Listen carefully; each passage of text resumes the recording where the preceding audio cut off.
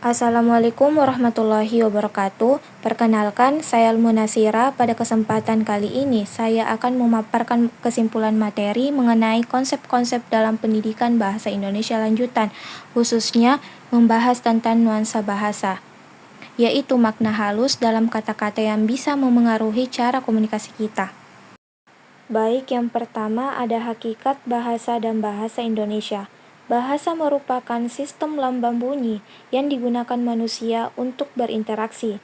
Bahasa Indonesia berperan penting sebagai pemersatu bangsa dan juga sebagai bahasa resmi negara. Para ahli seperti Abdul Khair dan Mulyono menekankan bahwa bahasa memiliki fungsi sosial dan budaya yang vital dalam kehidupan masyarakat. Dalam konteks Indonesia, bahasa Indonesia memiliki dua fungsi penting. Yang pertama sebagai bahasa nasional, alat pemersatu bangsa sebagai suku bangsa. Kedua ada sebagai bahasa negara, bahasa resmi dalam pendidikan, pemerintahan, dan media.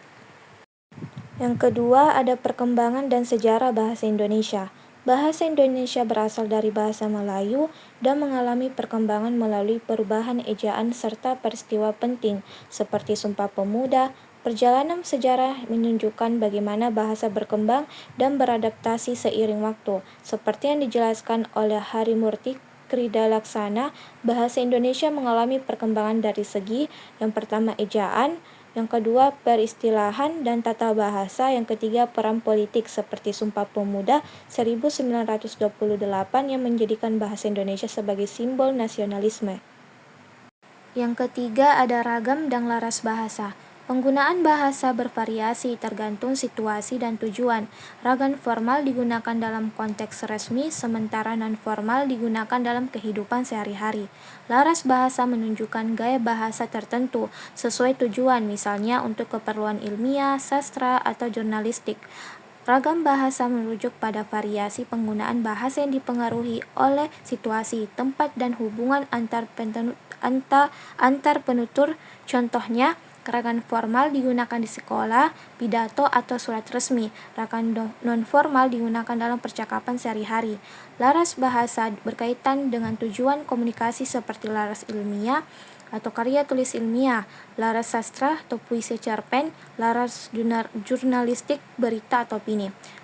Mulyono menekankan bahwa memahami ragam dan laras membantu siswa menggunakan bahasa secara tepat dalam konteks berbeda. Yang keempat ada keterampilan berbahasa. Kemampuan berbahasa mencangkup 4 aspek penting. Yang pertama ada menyimak, berbicara, membaca, dan menulis. Semua keterampilan ini saling mendukung dan penting dikuasai agar komunikasi berjalan efektif. Taringan menekankan perlunya pelatihan terintegrasi untuk mengembangkan keempat aspek tersebut. 4 keterampilan ini saling berkaitan dan menjadi dasar dalam pembelajaran bahasa. Penjelasan singkatnya seperti menyimak, kemampuan memahami pesan yang disampaikan secara lisan, berbicara menyampaikan gagasan secara verbal dan runtuk. Yang ketiga membaca, memahami makna dari teks tertulis secara kritis. Dan yang keempat menulis, menuangkan ide dalam bentuk tulisan dengan kaidah bahasa yang baik. Yang kelima, pengajaran bahasa Indonesia berbasis kurikulum. Pembelajaran bahasa Indonesia kini mengacu pada kurikulum yang menyesuaikan kebutuhan siswa, seperti kurikulum Merdeka. Tujuannya mencangkup pencapaian kompetensi dan pembentukan karakter melalui teks otentik, serta kegiatan berbasis proyek. Ki Hajar Dewantara menyatakan bahwa pendidikan harus disesuaikan dengan kebutuhan anak dan zamannya, termasuk dalam pengajaran bahasa. Dan yang terakhir, 6. Analisis wacana dan teks. Analisis wacana menelah bagaimana bahasa digunakan dalam konteks nyata, termasuk hubungan antar bagian teks. 2 hal penting yang dikaji adalah kohesi, keterpautan struktur, dan koherensi, kesinambungan makna. Erianto menyatakan bahwa wacana mencerminkan cara pandang penutur terhadap realitas.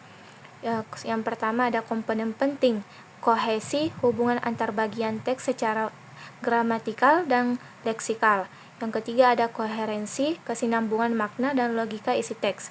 Menurut Erianto, analisis wacana membantu kita memahami bagaimana bahasa digunakan untuk membentuk opini, kekuasaan, dan ideologi dalam masyarakat. Baik, mungkin itu saja yang dapat saya simpulkan dari materi tersebut.